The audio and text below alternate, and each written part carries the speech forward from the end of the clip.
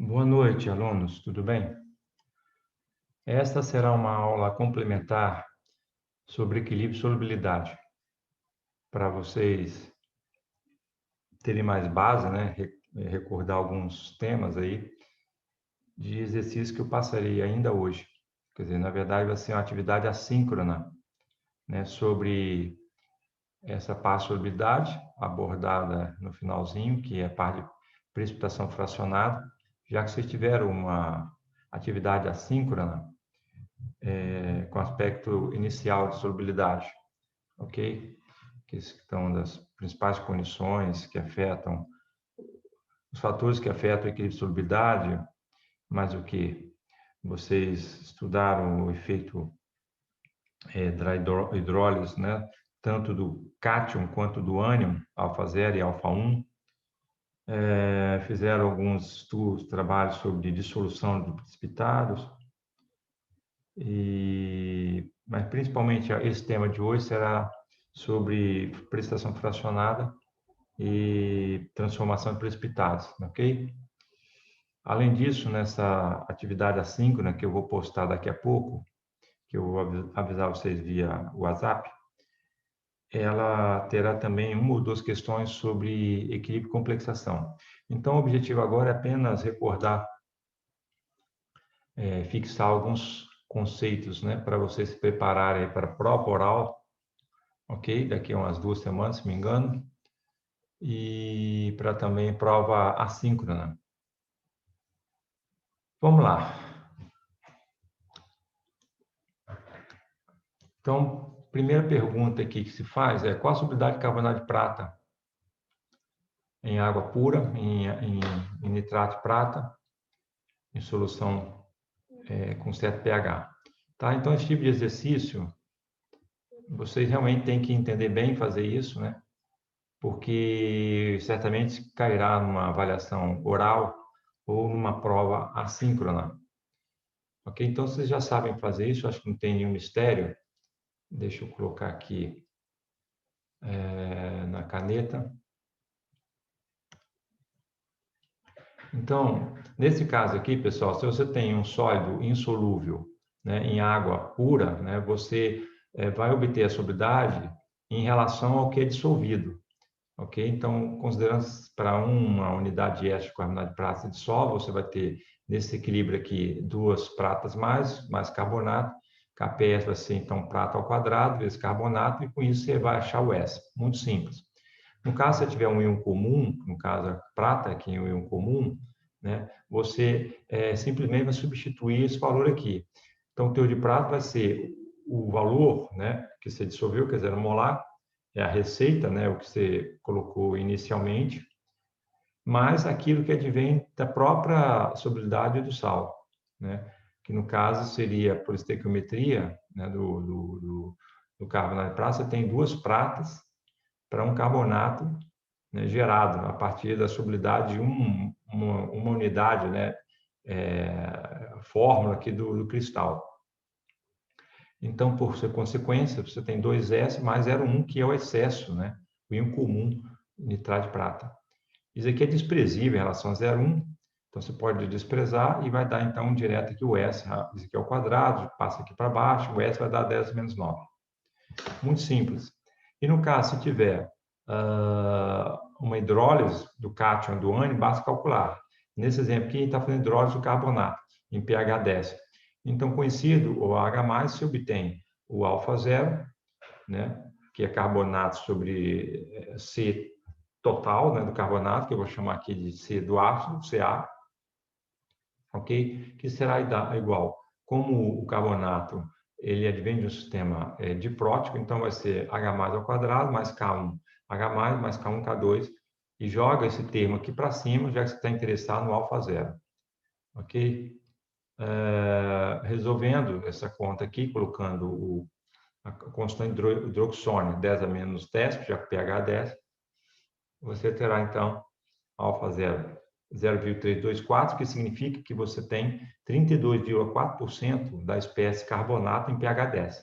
Né? O restante, majoritariamente, você vai ter quase 68% por aí, ou um pouco menos, de bicarbonato. E ácido carbônico é desprezível, né? Já que você está no pH bem básico, você não tem praticamente nada de ácido carbônico, né?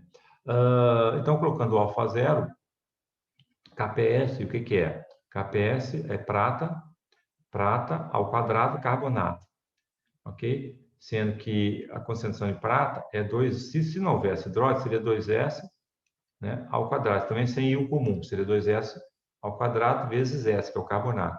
Mas nesse caso aqui, nós temos uma diminuição do teor de prata devido à hidrólise, né, do carbonato. Nós temos uma diminuição do teor do carbonato devido à hidrólise. Então, se não houvesse hidrólise, se tiver 100% carbonato, seria S. Como acontece hidrólise, então, o percentual de carbonato, né, o percentual de carbonato vai ser uma fração alfa zero aquela concentração máxima possível que advém do sal, que é o S.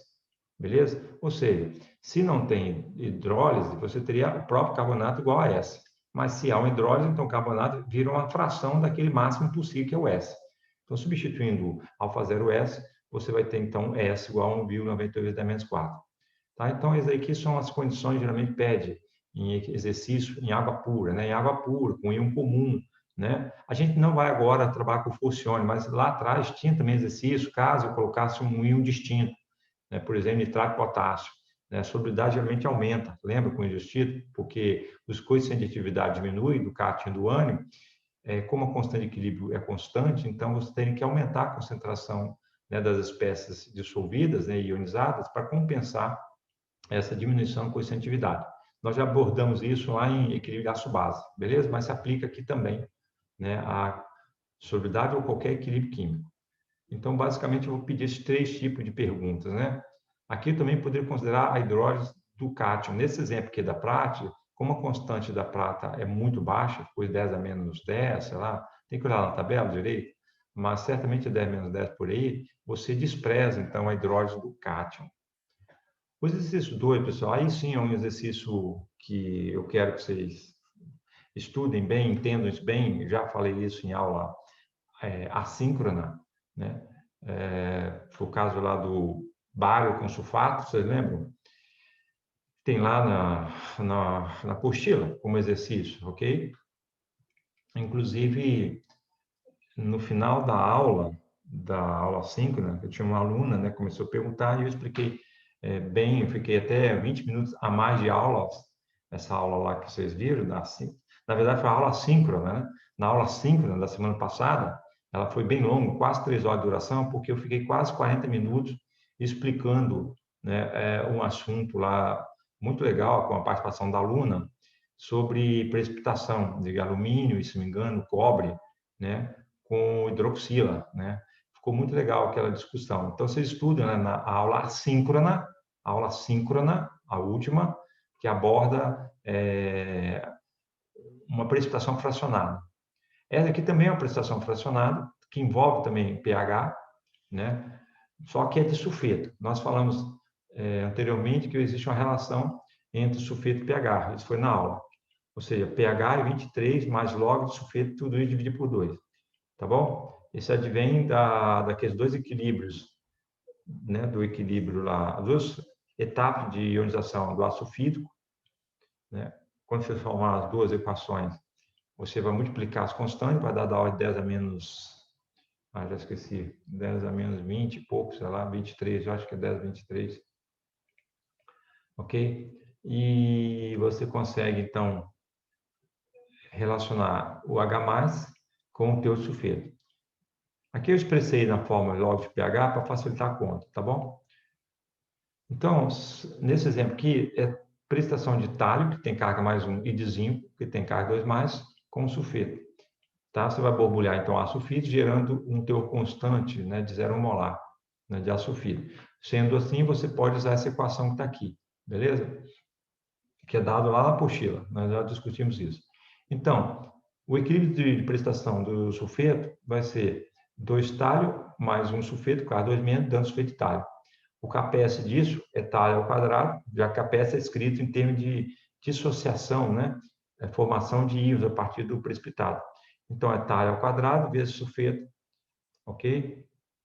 Pessoal, aqui não é caso de se colocar S, porque eu já tenho o valor de um dos cátions, né? Então, você obtém o outro íon a partir do que é dado. Então, talho é 0 molar. Então, 0 ao quadrado, sulfeto 10 menos 19 molar. Esse valor aqui, pessoal, é o início da precipitação. Esse valor aqui é para início de precipitação do talho. Beleza?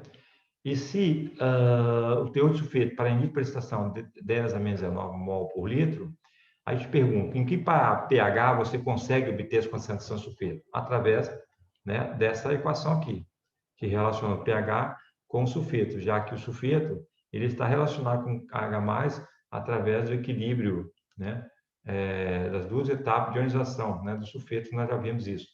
Sulfeto dando H+, mais monohidrogênio sulfeto, que continua ionizando, gerando H+, mais sulfeto 2-. Então, você soma aqui K1 vezes K2, né, vai dar, então, K global, né, seria K total, que é K1 vezes K2, ok? E você depois relaciona isso, né, com o pH, beleza? Então, você tem aqui uma relação, né, de ácido sulfídrico gerando 2H+, quando você somar isso, dando sulfeto, beleza? E aí, quando você logaritmiza isso daí, você vai ter, então, pH 23 mais log de sulfeto dividido por 2. Pessoal, aplicando, então, o valor aqui de sulfeto 10 menos 19, pH, para garantir essa condição de sulfeto tão baixa assim, é pH 2, beleza? Continuando. Agora, vamos fazer a mesma brincadeira para zinco. No caso do zinco, né, o equilíbrio, então, KPS é zinco vezes sulfeto, que é 0,1 molar, 0,01, que é o valor dado, né, do zinco inicial, e o sulfeto para inibir a precipitação desse 0,0 molar. Calculando, você vai ter, então, o sulfeto 10 elevado a menos 22,1 molar, e o pH associado a esse sulfeto é 0,45. Então, pessoal, repito, quem é o mais insolúvel? Né? O talho ou o zinco? É aquele que precisa de uma condição menor de sulfeto. Não, o mais insolúvel é aquele que precisa de uma condição menor de sulfeto para precipitar, que é o zinco, ok? Zinco, ele precisa, quando atingir 10 elevado a menos 22,1, ele começa a precipitar o zinco. Contudo, ele tem que aumentar a concentração para 10 elevado a menos 19, lembrar que 10 menos 19 é maior que esse, né? Lembra da exponenciação. Então, ele precisa aumentar para 10 menos 19 para precipitar o valor o talho, tá bom? Então, zinco precipita primeiro, tá bom? Ok. Então, você tem um pH mais ácido, já é suficiente para precipitar zinco. À medida que você vai basificando o meio, né, o pH vai aumentando, o teu sulfeto vai aumentando, até chegar em pH 2, que aí começa a precipitar talho. Aí vem a seguinte pergunta: quanto restará do cátion mais insolúvel quando o mais solúvel começar a precipitar? Então, essa é a segunda pergunta geralmente faço. Olha, o que é o mais insolúvel é o zinco, né? Nós já vimos isso. O mais solúvel é o talho. Então, a pergunta é a seguinte: quando o talho começar a precipitar, quando restará do cátion mais insolúvel? Então, quando o talho começar a precipitar, eu pego o valor de sulfeto para essa condição de início de precipitação do talho e jogo na equação, né, do Kp do zinco, porque aí eu vou ver quanto de zinco sobrou, tá bom? E comparo com o inicial de zinco, que é 0,0 molar. Então, vamos lá. Kp vezes zinco é 10 elevado a menos 24,1, que é zinco vezes sulfeto.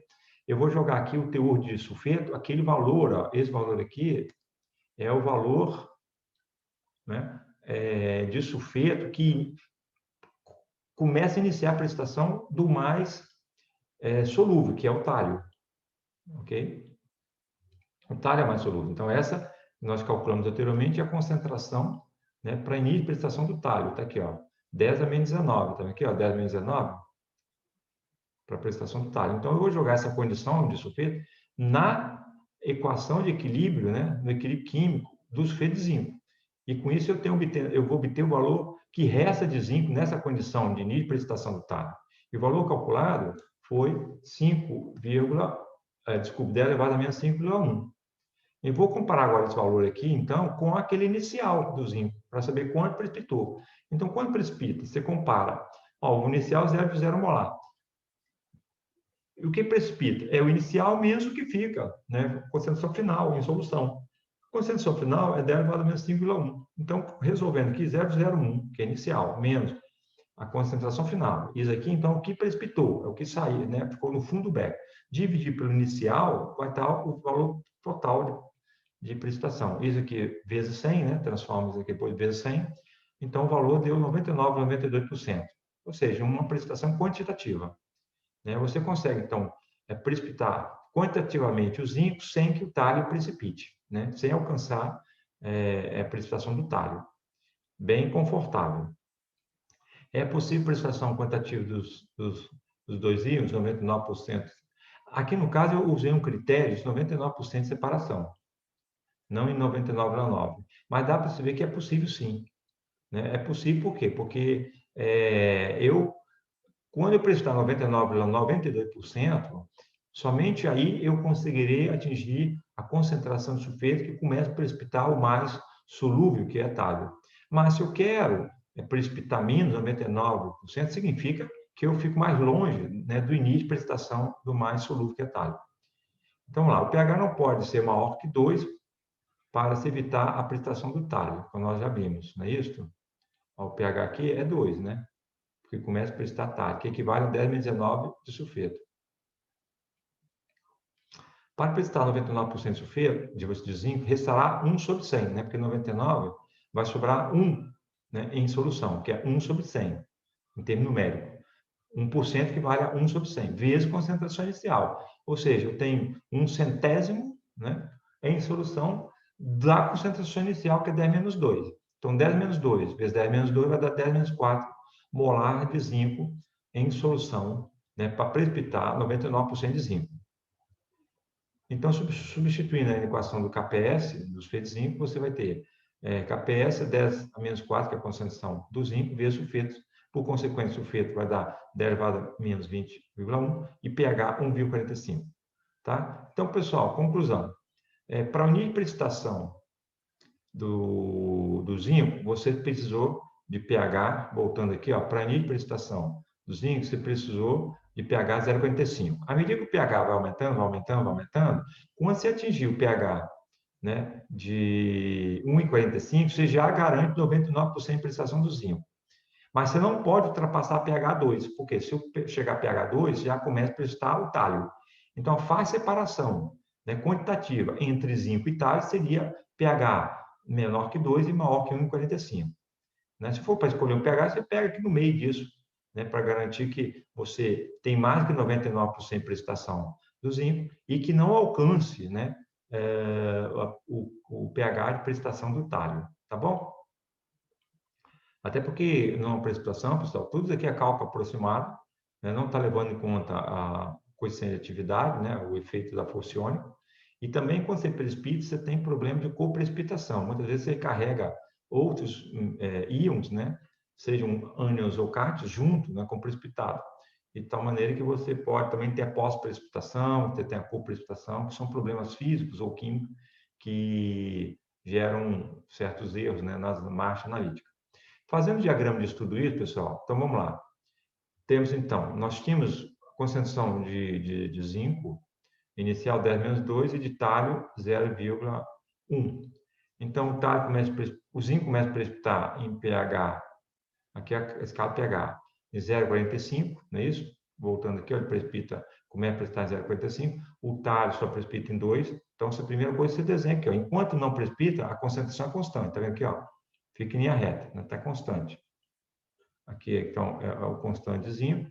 E depois, a partir daí, começa a cair a concentração de zinco. Aí vem a pergunta, qual a inclinação dessa reta? A gente vai demonstrar aqui do lado. E no caso do talho, eu vou colocar outra cor, ele continua 10 menos 1 molar até chegar no ponto de precipitação dele. A partir de pH 2 começa a cair. Então, esse é o gráfico. Agora, como você vai desenhar essa inclinação? Observe, então, que você tem que pegar, logaritmizar a equação do próprio KPS para saber as inclinações. Tá bom? Então, vamos observar aqui.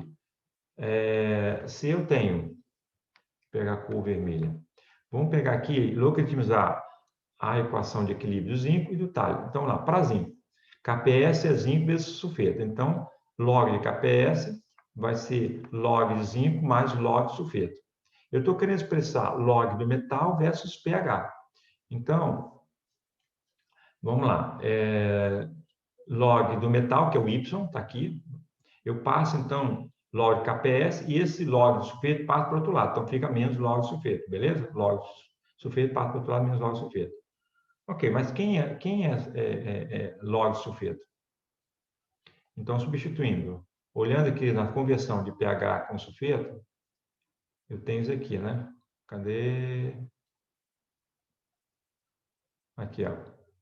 Nesse exercício aqui, existe a relação entre log de sulfeto e, ou seja, log de sulfeto, olhando aqui, ó, log de sulfeto, 2 menos, é igual, volta 2 multiplicando para lá, então vai ser log de sulfeto, está nesse membro, então vai dar 2pH menos 23, passando 23 para lá, log de sulfeto é isso, ó, 2 vezes pH, porque está dividindo aqui, né? E passando 23 para cá, menos 23. Então, substituindo 2pH menos 23 lá, então você vai ter aqui, ó, menos 2pH, só que aqui ele está com menos, né? Menos log de sulfeto, exato. Então, aqui vai dar, então, inverte tudo, vai dar 23 menos 2pH. Então, como já tinha esse termo aqui, log pH de KPS, vai ser 23 mais log KPS menos 2pH. Isso aqui é uma equação Y, né, em função de pH, que é X, cuja inclinação é 2. Ok? No caso, menos 2, né? Porque aqui tem um índice negativo, menos 2. Está meio ruimzinho aqui a digitalização.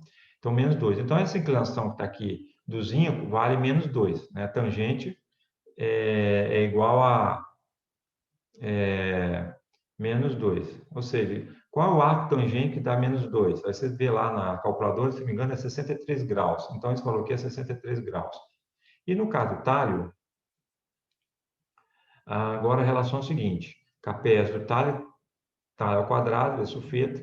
Então, 2 log de talho vai ser log KPS menos 2 sulfeto.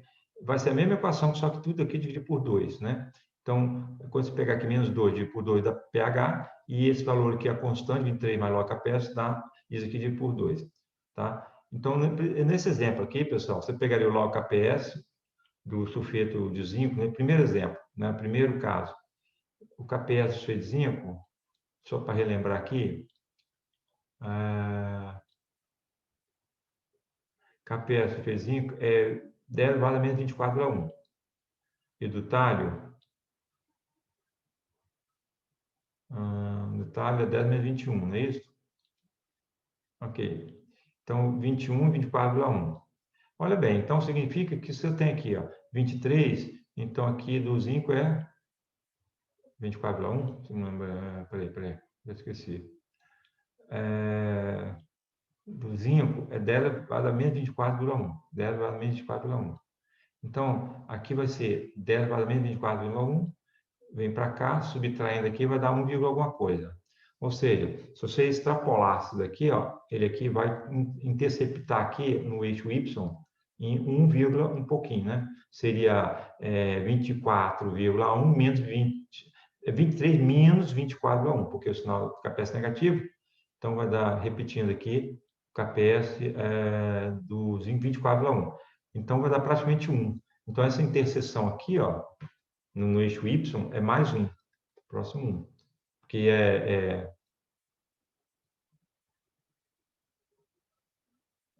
Não, na verdade, tem uma coisa... não, desculpe, o zinco aqui, ó. Eu estou falando do zinco. O zinco é menos 1 na interseção. Aqui, ó. O zinco é menos 1, porque 23 menos 24. Então, vai dar menos 1. E no caso do talho, se você fizer a conta aqui, vai dar... O KPS do talho é 19, se não me engano, né? Menos 19, se não me engano. O índice. Vamos lá. Talho, não, menos 21. Então, no caso do talho, vai ter 23 menos 21, ok? 23 menos 21 dá 2. Dividir por 2 dá 1. Então, a interseção aqui do talho vai dar mais 1. Tá vendo como eu tinha feito aqui mais 1? Então, provando que está tudo certinho aqui. Tá? E a inclinação aqui é menos 1. Então, essa aqui tem 45 graus. Essa tangente aqui, 45 graus, pois é o ângulo que dá a tangente igual a 1. Tá bom? Então, é isso que é o gráfico de fracionamento, né? De distribuição fracionada. É muito interessante. Exercício desse tipo aqui, calcular a concentração de todos os íons na mistura, a gente já tinha feito isso, né, sistematicamente, eu fiz na aula passada, retrasada, então aqui está tudo tranquilo, tá bom? É só rever aqui, vocês dão uma espiada aqui, está tudo tranquilo. Né? Pensar sempre, né,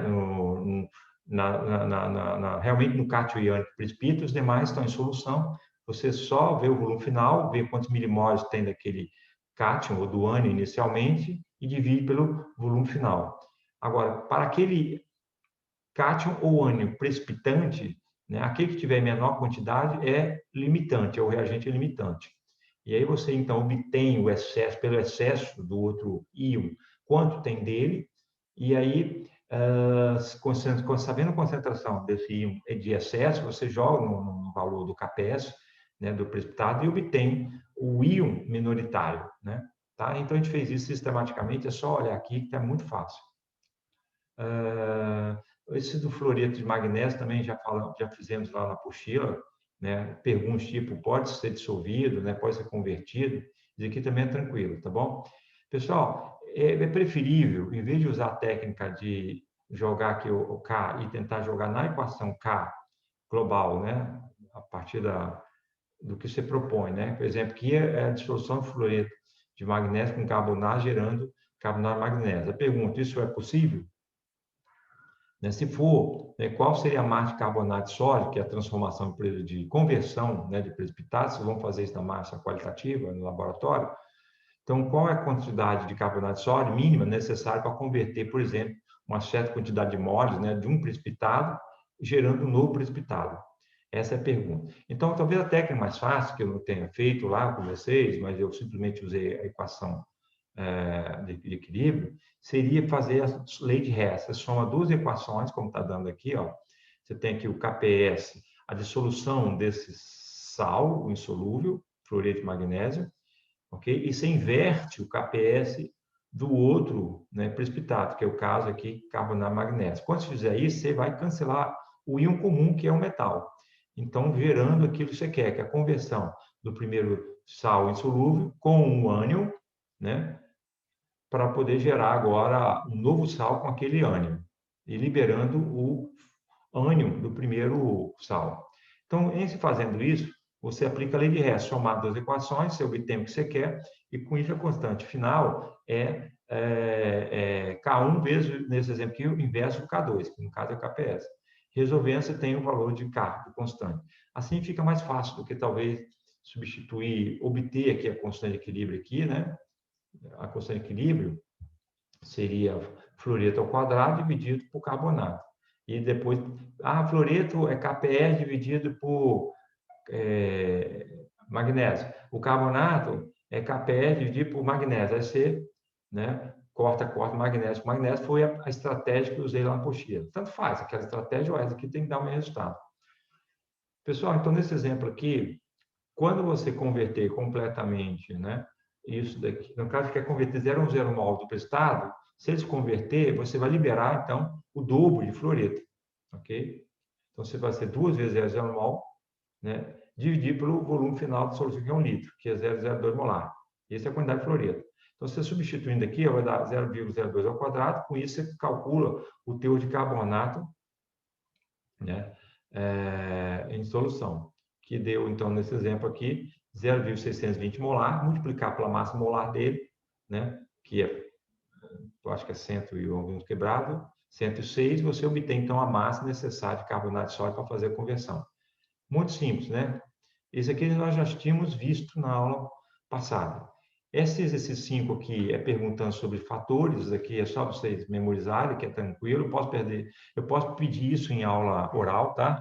Perguntar os principais fatores que afetam a solubilidade, vocês devem entender bem isso, se tiver dúvida, vocês perguntam na próxima quinta. E aqui tem outra prova, né? Seguindo mais ou menos o mesmo raciocínio da primeira prova. Como os alunos tinham muita dificuldade, mais que vocês, eu tive que dar prova extra, né, presencial, para poder ajudá-los, tá certo? Então, eu dei 2 provas sobre esse assunto, tá bom?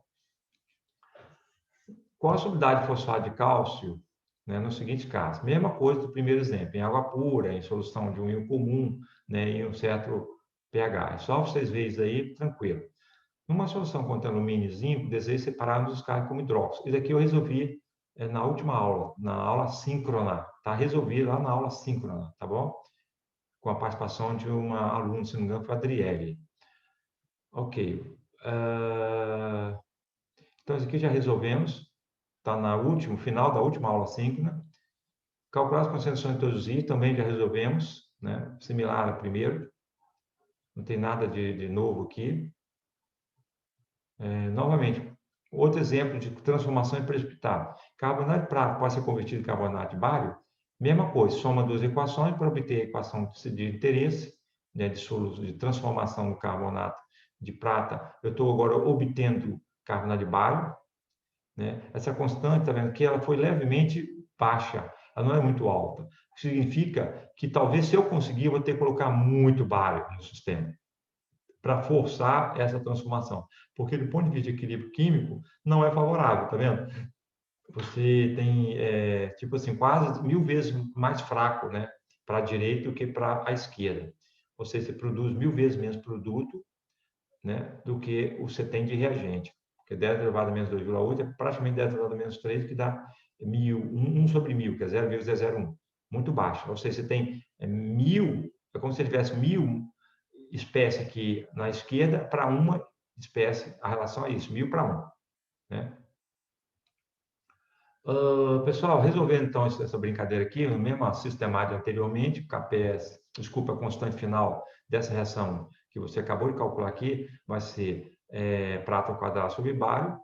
Né? Se você tiver uma conversão total, na tentativa de converter, quantos milimoles sugere aqui? 0,02 mols de carbonato de prata, né, dissolvido em 0,5 litros, né, você vai ter essa concentração aqui, né? Quando você converter carbonato de prata, você vai ter o dobro de prata, né, livre. Então, a quantidade de prata livre vai ser o dobro disso aqui. Então, vai ser 0,04 dividido pelo volume, vai dar 0,08 molar. Substituindo aqui, a concentração de bário teria que ser 4 molar, tá? Pessoal, 4 molar é uma concentração muito alta de bário, ok? Multiplicando aqui, então, molaridade, que é 4 molar, seria massa sobre peso molecular sobre volume, que é 0,5 litros. Resolvendo, você teria que ter 416 gramas no caso aqui, esse 208 é peso molecular do bário, né? Eu acho que não é nem de um sal do bário que contém um bário, porque você tem que pensar num sal de bário, cloreto de bário, que é solúvel, por exemplo, o nitrato de bário. Esse cara aqui é o próprio bário. Né? Você precisa de 416 gramas em quermelito só de bário, se não me engano. Tem que olhar o peso molecular do bário, que eu não sei, que é de cabeça. Tá? Mas você observa que não dá para converter, porque você não atinge solubilidade. É muito bário. Ah, é cloreto de bário. Eu acho que esse aqui foi o peso molecular de cloreto de bário. Então, se eu usar cloreto de bário, né, eu teria que ter 416. E cloreto de bário não é tão solúvel assim, não. Né? A ponto de você ter 416 gramas em 500 ml de solução. Ok? A solubilidade dele é apenas 37 gramas, né? 26 graus centígrados por 100 mililitros. Né? Em 500, você multiplicando aqui por 5, você chegaria aqui a uns 5 aqui, daí uns 160 gramas, 200 gramas, sei lá. Você não atinge, então, a curva de saturação do cloreto de bário. Conclusão, para fazer essa conversão de 0,02 mol, não dá em 0,5 mililitros. Mas se fosse, talvez, uma quantidade menor, 0,01, 10 menos 3, em um volume até maior, 1 litro, 2 litros, aí talvez daria, tá bom? Então, repito, equilíbrio depende da constante e também da concentração das espécies, que influencia, né, no equilíbrio. Deslocando para a direita e para a esquerda. Princípio de Chatelier. Esse exercício 6, pessoal, esse exercício aqui é muito bonito, né? Esse 5 aqui. É muito interessante, é quase uma pegadinha. Isso aqui realmente vocês têm que entender bacana. Qual é o pH da solução final para dissolver 100 ml de fosfato de cálcio em 100 ml de água, por adição de ácido clorídrico? Então, ele quer saber qual é o pH da solução final. Você vai colocando ácido clorídrico, colocando, monitorando o pH, aí quando chegar aquele pH, opa, né, dissolver totalmente 100 mg de fosfato de cálcio. Tá? Ele está considerando aqui somente a primeira protonação gerando o monohidrogênio fosfato. Eu estou supondo que o monohidrogênio fosfato de cálcio é solúvel. Eu estou quebrando, então, essa molécula, esse agregado cristalino aqui, né, essa estrutura, fosfato de cálcio, e dizendo que quando eu protonar o fosfato, gerando o monohidrogênio fosfato, com Car2-, isso se torna solúvel. É uma hipótese. Eu não sei a solubilidade, é muito difícil em handbook saber a solubilidade do monohidrogênio fosfato de carbonato. Como você pode fazer isso? Regulando o pH, onde o monohidrogênio fosfato é máximo. Se não me engano, é lá para pH 12, né? 10 ou 12. Então, 12 o segundo pK é um pouco antes. Essa espécie deve estar preponderando pH 10. Então, se você prepara um teor de fosfato de cálcio e mantém o pH 10, você vê se é solúvel. Se for solúvel, você, né, determina, não sei se a solubilidade 100 miligramas ele é suficiente para manter de monohidrogênio fosfato de cálcio. Talvez seja, né?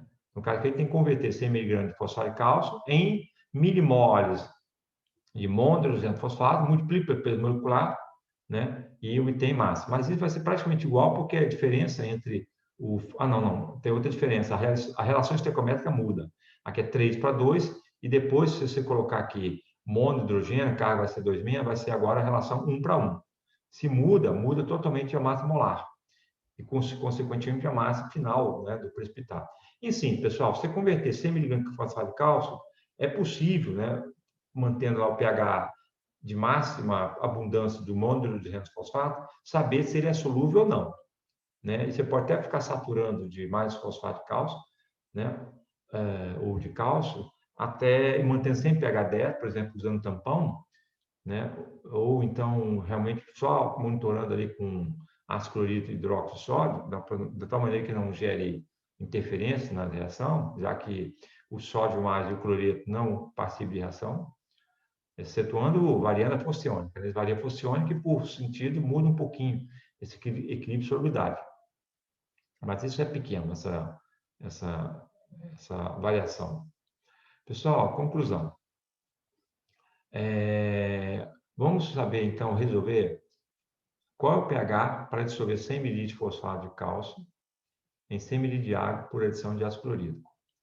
O equilíbrio vai ser o seguinte: fosfato de cálcio sólido, né, com 2H+, gerando, então, 2 monohidrogênio fosfato de sódio, libertando 3 cálcio mais.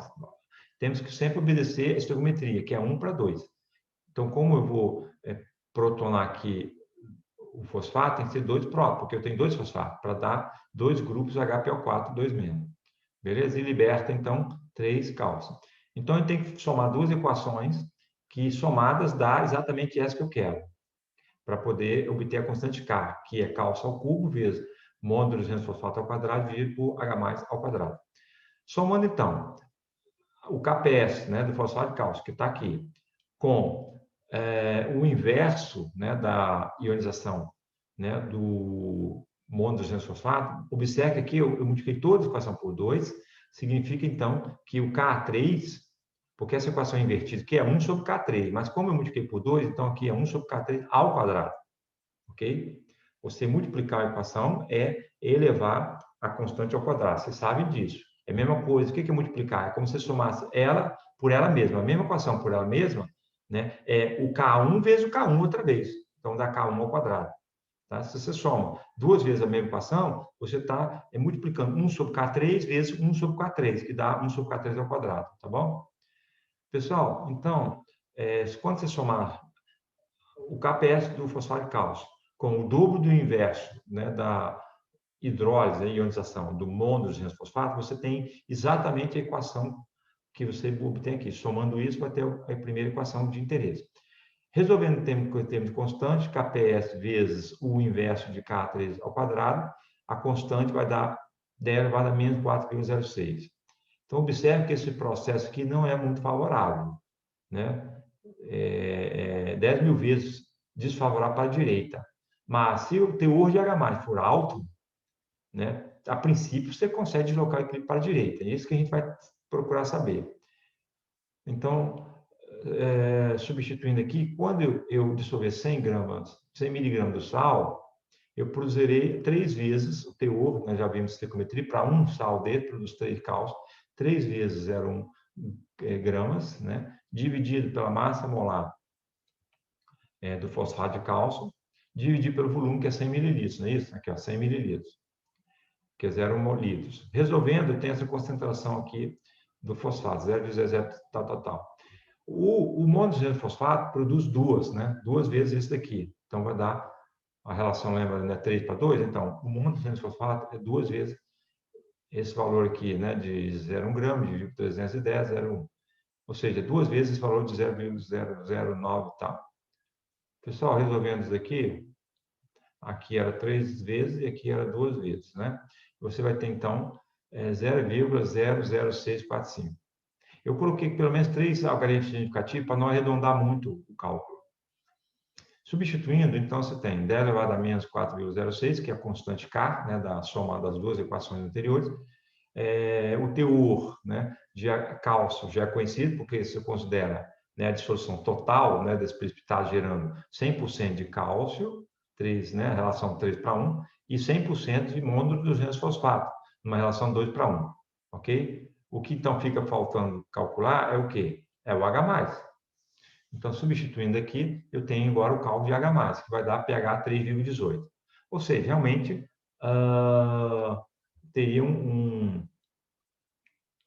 teríamos, né, um pH exequível, possível, né? Só que tem um problema, pessoal. O pH é 3,18, se você olhar o diagrama de abundância lá do ácido fosfórico, ele não tem preponderância de monodrogênio fosfato.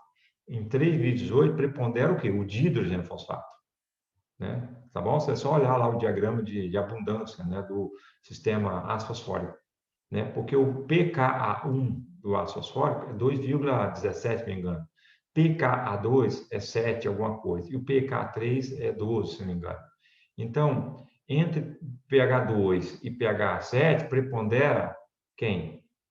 Né? Vai ser aquela espécie de hidrogênio fosfato, e não monohidrogênio fosfato. Então, tem uma inconsistência. Por que isso aconteceu? Aí vem a pergunta, por quê? Pessoal, a questão é a seguinte, eu considerei que essa equação somente acontece daqui, né? Ok? Ou seja, eu considerei a formação do monodrogênio fosfato. Mas se eu considerar agora a consideração primordial do dihidrogênio fosfato, vendo aqui, ó, eu fiz agora, fazendo a mesma cálculo anteriormente, a constante agora fica bem, calculando aqui, vai dar 10,28 vezes 10,39. Deixa eu ver o que aconteceu aqui. Para vocês teríamos que considerar várias espécies presentes e saída, usar ao fazer a interação. Tá, deixa eu ver aqui. Se eu pegar essa equação aqui e somar com essa aqui, para cancelar, vai dar por cancelar isso aqui, vai dar, então, carbofosfato de cálcio, mais 4H+, dando 3 cálcio e 2HPO4-. Então, vai ser KPS, que é esse valor aqui, 28,7, confirmar. E agora, aqui era KPS vezes essa constante, que dá 4,06, né? Porque aqui é menor, vai para lá, dá 4,06. Agora aqui, eu vou ter, para obter essa equação aqui, de dihidrogênio fosfato com fosfato, de uma vez só, e mais 4H+, vai dar isso aqui, ó, é o quadrado de K2 vezes K3. Só que aqui, vocês pensem nisso, tá? Porque para obter essa equação que está aqui, que eu estou mexendo, né, eu tenho duas etapas, né? Etapa de hidrólise, né, do dihidrogênio fosfato, que gera monodrogênio fosfato, é o Ka2, e depois o monodrogênio fosfato gerando fosfato, para poder ter o fosfato, que é o Ka3. Então, a constante global dessas duas últimas etapas vai ser Ka2 vezes K3. Como eu multipliquei essa equação por 2, tudo isso aqui por 2, então aqui é ao quadrado. Então, multiplicando isso vezes isso, vai dar, que no caso aqui, né, dá 39 e tal. Ou seja, isso aqui menos isto vai dar um valor absurdo, porque dá 39 e 28, dá 10, vai dar 10,36. Altamente absurdo. 10 elevado a 10,36. Tá? Essa é a constante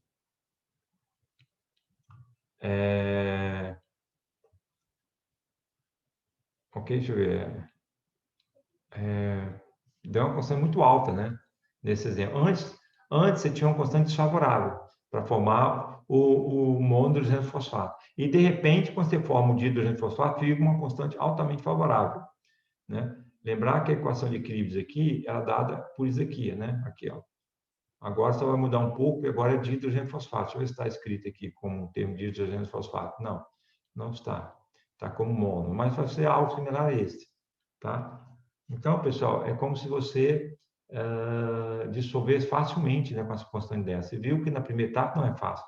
Por que está acontecendo todo esse erro, pessoal? Tanto no primeiro quanto no segundo, o que está acontecendo é o seguinte, ó, você não está levando em conta as espécies, você está considerando somente a formação de uma espécie, isso não acontece. Né? Quando você vai protonando aqui, quando você vai protonando o fosfato de cálcio, ele gera um pouco de monodrogênio fosfato, ele gera um pouco de dihidrogênio fosfato, ele gera um pouco de fosfato. Então, simultaneamente, à medida que você vai colocando H+, vai gerando essas três espécies, né? Tá bom, pessoal? Então, você não pode fazer um cálculo considerando que você tem 100% de um ou 100% do outro. É isso que está dando erro. Tá? É só para observar que muitas coisas que a gente faz é simplificar. Por você, no caso de monoprótese, é válido, mas quando for um sistema poliprótese, não. Aí você está simplificando demais. Então, uma técnica é usar o alfa. Por isso que entra a questão do alfa. Né? Você talvez pensa alfa e faz um processo de iteração. Né? Mas é uma coisa a se pensar. Né? Eu creio que quando você colocar H+, como a constante de equilíbrio para a formação de hidrogênio sulfato é mais importante, você pode até considerar isso daí, mas talvez considerando também alguma presente de outras espécies. O sistema não é tão simples, teria 2 ou 3 espécies simultaneamente formadas. Né? Você, talvez trabalhando com alfa, você consegue melhor avaliar a participação de cada 10 espécies no somatório da solubilidade total, ok? Então, você tem que 0, quantos moles d'água, sei lá, já até esqueci. Se você tinha, então, 0,1 grama de depois valor aqui, massa molar, eu não sei, vai dar X milimoles, né? É como se você pegasse X milimoles, fragmentasse isso em X milimoles, né, de formação de mono, X milimoles de di, X milimoles de trifosfato. Ok? Essa é a ideia. É uma combinação sucessiva de várias espécies. E, finalmente, para acabar, pessoal, é importante que vocês relembrem também, posso estar pedindo isso em uma aula assíncrona, numa prova assíncrona, é o balanço de massa e carga, né? Equação de equilíbrio. Exemplo aqui, calcular o carbonato de cálcio em água pura. Está aqui, ó. Os equilíbrios de carbonato de cálcio seria o Kps dele, né? Os equilíbrios de hidrólise do ácido carbônico, está aqui, ó, ou de base, se você quiser, hidrólise base, carbonato com água, dando bicarbonato mais hidroxila, Kb1, depois continua, tem Kb2. A hidrólise da água, o balanço de carga, a somatória das cargas positivas tem que ser igual à somatória das espécies com carga negativa. Então, H mais 2 vezes cálcio, porque X milimoles de cálcio tem 2 vezes milimoles de carga, já que cada íon cálcio tem dupla carga, então esse é o dobro. Que é igual a 2 vezes carbonato, porque tem 2 cargas negativas, né? Então, X milimoles de carbonato equivale a 2 vezes X, 2x milimoles de carga. Mais bicarbonato, que é 1, né? E mais hidroxílio, que é 1. Balanço de massa, agora você pensa em termos de massa. Concentração dos CATs positivos. No caso aqui não é isso, aqui não é CAT positivo, aqui é a concentração a partir da receita. Como o carbonato de cálcio ele hidrolisou, então o teor de cálcio, que é o S, vamos dizer assim, né? Eu chamei de carbonato desculpa, concentração de cálcio. Só que aqui gera inicialmente S, que é desmembrado em carbonato, em bicarbonato e ácido carbônico. Então, o somatório dos filhos, que advém da hidrólise aqui, que é carbonato, bicarbonato e ácido carbônico, que é o S, né, é igual também a cálcio. Cálcio aqui está considerando que não haja hidrólise. Então, S é o próprio cálcio, está aqui. S, sendo que o S aqui é o cálcio e o S aqui é o somatório dos 3 filhos dele, que é carbonato, bicarbonato e tal. Pessoal, conclusão, você tem 6 equações, 6 incógnitas, resolve. Tá bom? Então, com isso, a gente termina essa revisão, prova auxiliar aí, para facilitar a resolução de exercício. Eu vou incluir aqui também, nessa aula, nessa avaliação assíncrona, exercício sobre complexometria, né? Por exemplo, conceito beta. Então tá, pessoal, boa noite e até a próxima quinta-feira, então. Até a próxima quinta-feira. Espero que vocês tenham tempo para dar uma olhadinha nessas aulas que eu acabei de postar. Uma eu postei ontem à noite e essa agora complementar agora, junto com a avaliação, atividade assíncrona, valendo nota. Tchau, pessoal. Boa noite.